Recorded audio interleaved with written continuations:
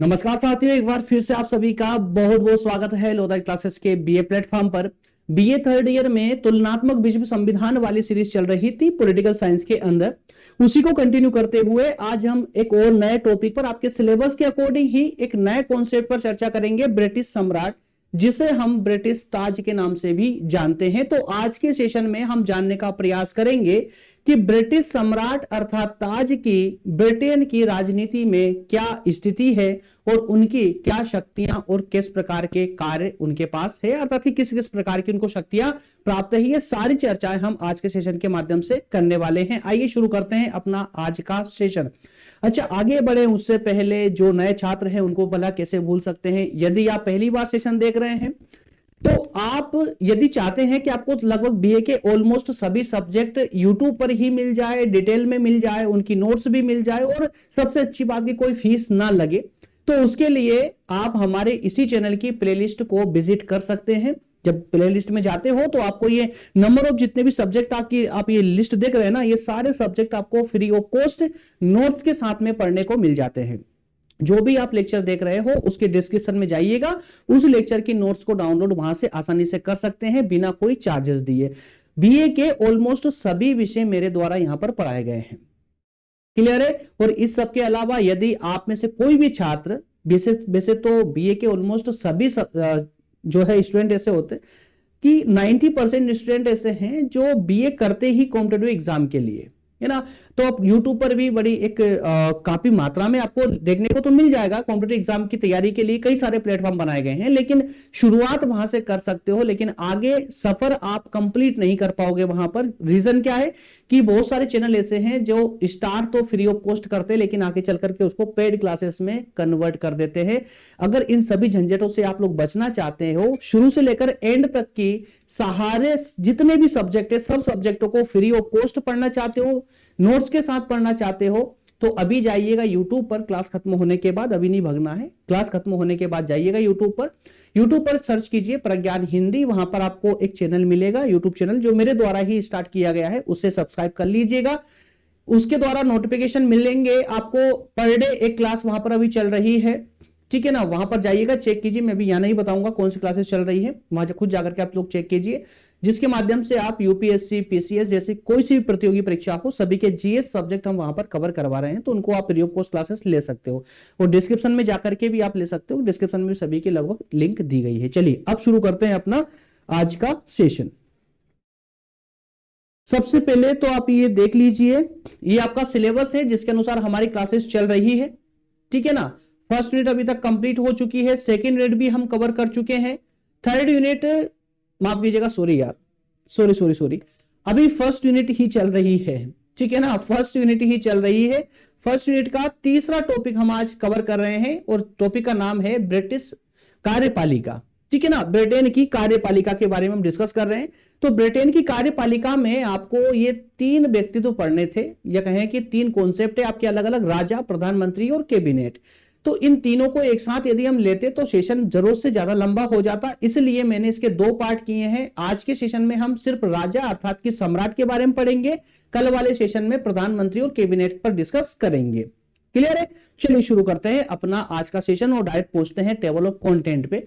Table of content हमें आज के तो पूरे लेक्चर में क्या क्या पढ़ना है, तो उसके लिए सबसे पहले तो हम बात करेंगे कार्यपालिका का औपचारिक प्रधान ये क्या होता है, इसको समझेंगे, है ना। और बताएंगे कि ब्रिटेन का जो राष्ट्रपति है या सम्राट है वह कार्यपालिका का औपचारिक प्रधान मात्र है। इसके बाद में हम इनके शक्ति और कार्यों पर डिस्कस करेंगे। मात्र ये दो कॉन्सेप्ट है जिसके माध्यम से हमारा आज का सेशन कंप्लीट होगा। करें स्टार्ट, वन बाय वन करके इनको समझने का प्रयास करते हैं। चलिए शुरू करते हैं। ये आज के सेशन से रिलेटेड एक क्वेश्चन है, इसको पढ़ लीजिएगा जब पीडीएफ डाउनलोड करेंगे आप लोग तो। चलिए शुरू करते हैं। दोस्तों ध्यान से सुनिएगा, कुछ भी रटने की जरूरत नहीं पड़ेगी, कुछ भी नोट डाउन करने की अभी आपको कोई आवश्यकता नहीं है। नोट डाउन करने की जरूरत नहीं है, मैं डिस्क्रिप्शन के माध्यम से ये नोट्स दे रहा हूं आप लोगों को, वहां से डाउनलोड कर लीजिएगा। आप बाद में आपको नोट्स बनाना, नोट्स बनाइए, आपको इसी के माध्यम से रिविजन करना, इसके माध्यम से रिविजन कर कीजिएगा, ठीक है ना। अभी से ध्यान से लेक्चर सुन लीजिए ताकि आपका टॉपिक पूरी तरह कवर हो जाए, कंप्लीट हो जाए।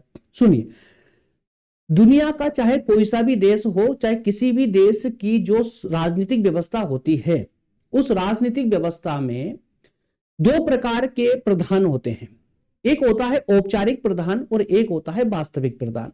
और किसी किसी राष्ट्र में, जरूरी नहीं है कि सभी राष्ट्रों में दोनों प्रकार के प्रधान हो, वास्तविक भी हो और औपचारिक भी हो। किसी किसी राष्ट्र में वास्तविक ही अकेला हो सकता है, जरूरत नहीं पड़ती है औपचारिक प्रधान की। लेकिन जिस देश में संसदीय शासन प्रणाली लागू होगी उस देश में दोनों ही प्रकार के प्रधान पाए जाते हैं।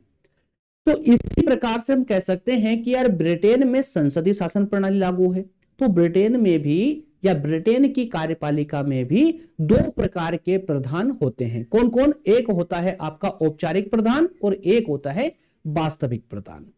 ठीक है ना? तो ये औपचारिक प्रधान क्या है और वास्तविक प्रधान क्या है, इसका मतलब क्या हुआ? तो ध्यान से बेसिकली तो देखिए, आप शब्दों से ही समझ गए होंगे। वास्तविक प्रधान जिसके हाथ में शासन की वास्तविक शक्ति हो उसे हम वास्तविक प्रधान कहेंगे। और तो फिर औपचारिक प्रधान किसे कहेंगे? औपचारिक प्रधान नाम मात्र का जो प्रधान होगा उसे हम औपचारिक प्रधान कहेंगे। जैसे ब्रिटेन की संसदीय शासन प्रणाली की यदि हम बात करें तो वहां की संसदीय कहें कि वहां की शासन सत्ता या शासन की शक्ति वास्तविक प्रधान के हाथ में होती है, मतलब वहां के प्रधानमंत्री के हाथ में होती है। लेकिन वहां का प्रधानमंत्री जो वास्तविक प्रधान है, प्रधानमंत्री, वह उस राष्ट्र का या ब्रिटेन का अध्यक्ष तो नहीं होता है, मतलब सम्राट तो नहीं होता है। तो फिर सम्राट कौन होता है? सम्राट एक ऐसा व्यक्ति होता है जो सिर्फ एक नाम मात्र का सम्राट होता है। कहने का अर्थ यह है कि प्रधानमंत्री अध्यक्ष अर्थात सम्राट के नाम पर ही सारे कार्य करता है। करने वाला कौन है? प्रधानमंत्री। नाम किसका होता है? सम्राट का। तो सम्राट जो है वो सिर्फ एक नाम मात्र का प्रधान है और इसी नाम मात्र के प्रधान को ही हम कार्यपालिका का औपचारिक प्रधान कहते हैं। बात समझ आई ना? दोनों में डिफरेंस समझ आया, वास्तविक प्रधान और नाम मात्र का प्रधान या औपचारिक प्रधान। क्लियर है? चलिए, तो ब्रिटेन की यदि हम बात करें दोस्तों, तो ब्रिटेन की कार्यपालिका का औपचारिक प्रधान कौन होगा? राष्ट्र सम्राट होता है। उसके पास में वास्तविक शक्तियां नहीं होती है। वास्तविक शक्तियों का प्रयोग कौन करता है? प्रधानमंत्री और कैबिनेट। ठीक है ना? तो इस एवज में देखा जाए तो ब्रिटेन की कार्यपालिका का वास्तविक प्रधान प्रधानमंत्री या वहां का कैबिनेट होता है, मंत्रिपरिषद होती है। और क्लियर है? औपचारिक प्रधान जो है वहां का सम्राट होगा। ठीक है? तो इंग्लैंड की जो ये सम्राट वाली परंपरा चल रही है ना, ये आजकल की देन नहीं है, बल्कि ये बड़ी ही प्राचीन देन है। सम्राट का पद ब्रिटेन के इतिहास में प्राचीन समय से बना हुआ है और इस पद में कई बदलाव हुए हैं प्राचीन समय से लेकर वर्तमान तक में। क्योंकि ब्रिटेन का संविधान कभी एक समय में बैठ करके या संविधान सभा बिठा करके लिखा नहीं गया, बल्कि वह अपनी प्रथाओं के अनुसार पिछले कई लंबे वर्षों में, कई वर्षों में डेवलप हुआ, धीरे धीरे विकसित हुआ है अपनी प्रथाओं के आधार पर। तो जब जब और जैसे जैसे ब्रिटेन के संविधान का विकास हुआ है, वैसे वैसे ब्रिटेन के सम्राट के पद में भी बहुत ज्यादा परिवर्तन देखने को मिला है। यदि आप ब्रिटेन के इतिहास में जैसे जैसे प्राचीन इतिहास की ओर जाते जाओगे, वैसे वैसे आपको देखने को मिलेगा कि प्राचीन समय में ब्रिटेन के सम्राट की जो पावर थी, जो शक्तियां थी, वो बहुत ज्यादा थी, या कहें कि वही एकमात्र प्रधान हुआ करता था। लेकिन जैसे जैसे ब्रिटेन के इतिहास में संसद ने जगह बनाना प्रारंभ किया, वैसे वैसे ब्रिटेन के सम्राट की शक्तियां धीरे धीरे कम होने लग गई। ठीक है ना? तो ऐसे इसी प्रकार से एक लंबे इतिहास के रूप में या संवैधानिक विकास के रूप में ब्रिटेन के सम्राट के पद में कई परिवर्तन देखने को मिला है और इतने परिवर्तन अन्य किसी पदों में या अन्य किसी में भी देखने को नहीं मिला है। यदि हम बात करें ब्रिटेन के सम्राट की, तो वर्तमान में मेरे प्यारे दोस्तों चार्ल्स तृतीय जो है वर्तमान में ब्रिटेन के सम्राट हैं। एलिजाबेथ द्वितीय की मृत्यु के बाद से चार्ल्स तृतीय ही जो है वहां की सम्राट पद संभाल रहे हैं। क्लियर है? चलिए, ये इंग्लिश वाला फॉर्मेट वाला पेज थोड़ा मैंने अलग बना दिया है। ठीक है ना? तो हिंदी और इंग्लिश दोनों ही मीडियम में मैं आपको कंटेंट प्रोवाइड कर रहा हूं, तो जिसमें आपको जो ज्यादा बेहतर कंफर्टेबल हो उसमें आप लोग तैयारी कर सकते हैं। ठीक है? चलिए आगे बढ़ते हैं। अब हम बात करते हैं ब्रिटेन के सम्राट की शक्तियां और कार्यों पर। तो शक्तियां और कार्यों को हमने 4 अलग अलग पार्टों में विभाजित किया है, क्योंकि प्रत्येक जो भी अध्यक्ष होता है, किसी भी राष्ट्र की राजनीति का जो भी कार्यपालिका का जो अध्यक्ष होता है वो 4 क्षेत्रों में विशेष रूप से अपनी शक्तियां रखता है। अब यहां पर थोड़े से स्मार्ट बन जाना, इस वाले पक्ष में थोड़े स्मार्ट बन जाना। हमने अभी क्या समझा, इससे पहले वाले पक्ष में क्या देखा कि सम्राट एक औपचारिक प्रधान मात्र है, नाम मात्र का सम्राट है, वास्तविक शक्तियां नहीं है उनके पास में। प्रधानमंत्री के पास वास्तविक शक्तियां होती है, प्रधानमंत्री ही सम्राट के नाम पर शासन करता है। जो भी कार्य या जो भी कानून लागू करता है प्रधानमंत्री किसके नाम पर करता है, सम्राट के नाम पर करता है, सम्राट के नाम से करता है। तो इसी प्रकार से सम्राट की जो शक्तियां हैं वो शक्तियां भी वास्तविक नहीं होगी, औपचारिक मात्र होगी। कहने का अर्थ यह है कार्य तो करेगा ब्रिटेन का सम्राट, लेकिन किसके परामर्श पर, प्रधानमंत्री के परामर्श पर। खैर अभी अगर हम बात करें इनकी शक्ति और कार्यों की, तो कार्यपालिका के क्षेत्र में इनकी विशेष भूमिका है, विधायी क्षेत्र में, विधायी दैट मींस की कानून बनाने के क्षेत्र में, इसके अलावा न्यायिक क्षेत्र में, और लास्ट में हम अन्य शक्तियां। तो ये 4 अलग अलग पार्टों में हम इनके कार्य या शक्तियों को समझने वाले हैं, एक एक करके इनको समझेंगे और वहीं हमारा सेशन भी कंप्लीट हो जाएगा। सबसे पहले देखते हैं कार्यपालिका की शक्तियां। एग्जीक्यूटिव पावर क्या क्या होती है इनके पास में। एग्जीक्यूटिव पावर की अगर बात करें तो देखिए, सबसे पहले दोस्तों यहां पर आए उससे पहले एक क्रम समझ लीजिए। किसी भी देश की शासन व्यवस्था की अगर हम बात करें तो उस देश की शासन व्यवस्था के 3 अंग होते हैं, 3 अंग होते हैं जिसे हम प्रामीण तरीके से भी समझ सकते हैं, प्रामीण तरीके से भी समझ सकते हैं। ये मेरे पीछे तो नहीं आ रहा है, ठीक है। आप सबसे टॉप पर रखिए न्यायपालिका, ठीक है, और यहां रखिए आप विधायिका, और यहां रख सकते हो आप कार्यपालिका। कार्यपालिका ध्यान सुनिएगा, न्यायपालिका, विधायिका और कार्यपालिका, तीनों के कार्य समझ लीजिए। विधायिका क्या करती है, विधायिका कानून बनाने का काम करती है। क्या करती है दोस्तों, कानून बनाने का काम। वहीं कार्यपालिका विधायिका द्वारा बनाए गए कानूनों का संचालन करती है राष्ट्र के अंदर, देश में। जैसे जितना भी पुलिस स्टाफ होगा वो सब कार्यपालिका के अंदर आएगा। जितने भी गवर्नमेंट सर्वेंट आपको दिखेंगे ना, वो सब के सब कार्यपालिका के अंतर्गत आएंगे। क्लियर है।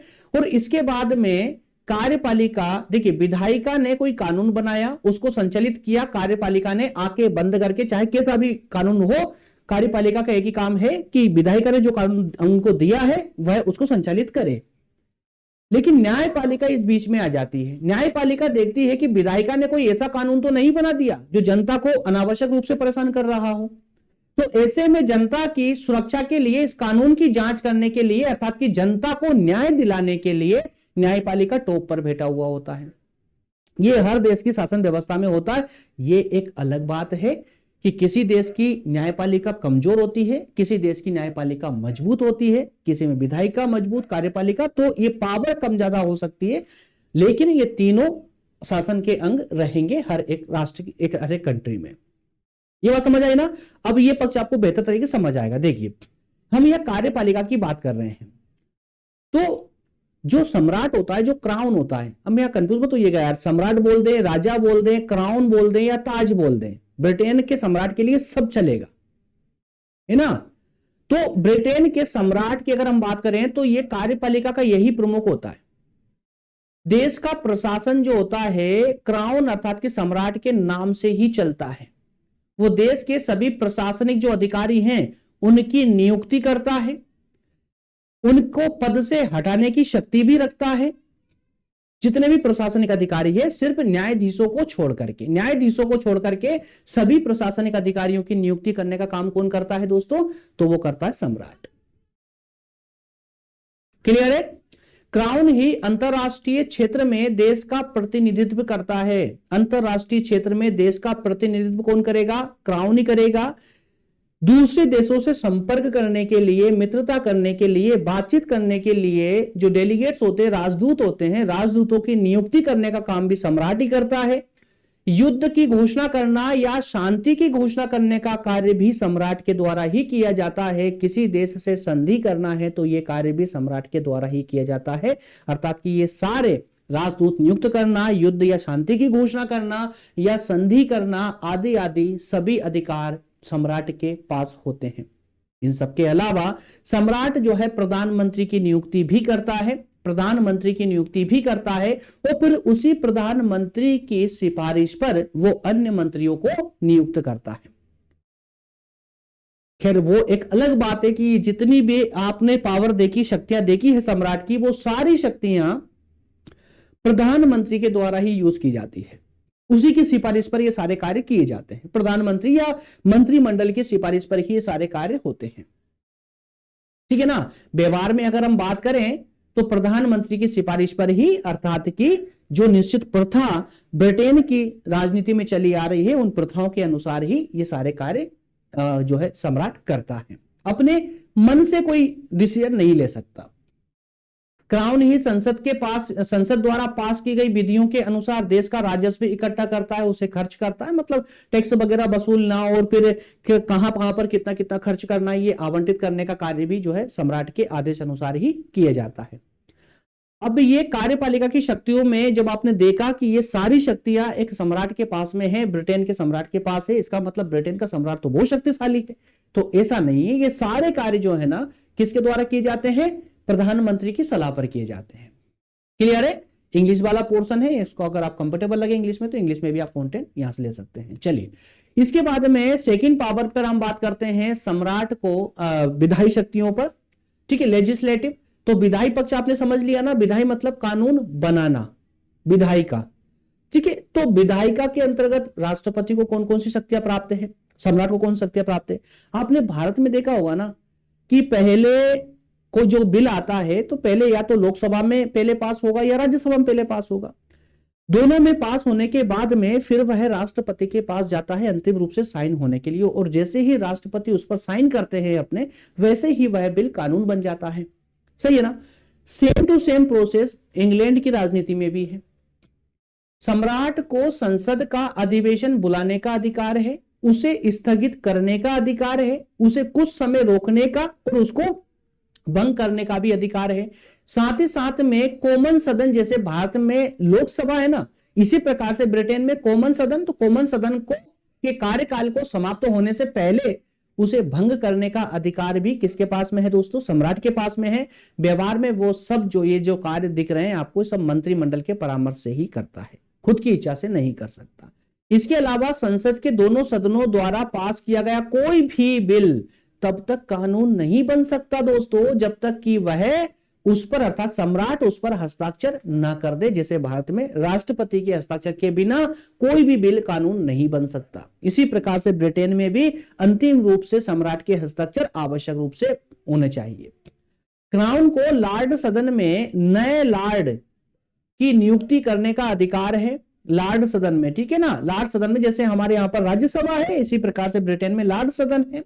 तो लॉर्ड सदन का जो लॉर्ड होते हैं उनकी नियुक्ति करने का अधिकार सम्राट को होता है। जितनी संख्या में चाहे उतनी संख्या में वह इन सदस्यों की नियुक्ति कर सकता है। क्लियर। चलिए इसके बाद में अब हम आगे बढ़ेंगे न्यायिक शक्तियों की ओर, कि न्यायिक क्षेत्र में सम्राट के पास में क्या क्या शक्तियां हैं। तो बेसिकली तो आप देख सकते हो कि जितनी शक्तियां यहाँ के राष्ट्रपति के पास में, भारत के राष्ट्रपति के पास जितनी शक्तियां हैं न्यायिक क्षेत्र में, जुडिशियल क्षेत्र में, उतनी ही लगभग उतनी शक्तियां ब्रिटेन के सम्राट के पास भी है। थोड़ी बहुत कम है लेकिन है। क्राउन को न्याय का स्रोत माना जाता है, आज भी माना जाता है। क्या कहने का अर्थ ये, प्राचीन समय में तो क्राउन ही न्याय का स्रोत था। सब कुछ न्यायिक क्षेत्र में सब कुछ क्राउन के, अर्थात सम्राट के ऊपर ही निर्भर था, लेकिन आज भी कहीं ना कहीं उनको स्रोत माना जाता है।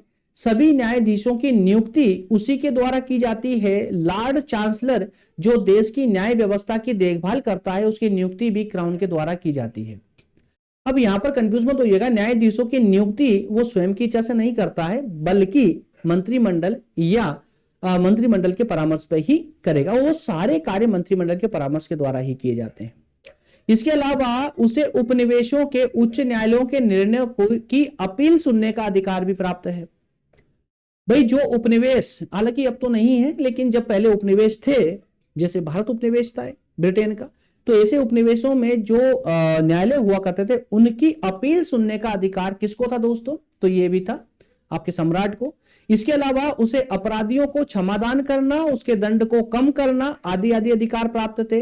व्यवहार में सम्राट इन सभी शक्तियों का गृह मंत्री, प्रयोग जो है गृह मंत्री, होम सेक्रेटरी के परामर्श पे ही किया करता था, मतलब कि न्यायिक जो शक्तियां हैं सम्राट की, उनमें उनका प्रयोग गृह मंत्री हम यहां पर होम मिनिस्टर कहते हैं भारत में, लेकिन इंग्लैंड में होम सेक्रेटरी कहा जाता है गृह मंत्री को, ठीक है ना। तो होम सेक्रेटरी के परामर्श पे ही करता है इसका प्रयोग।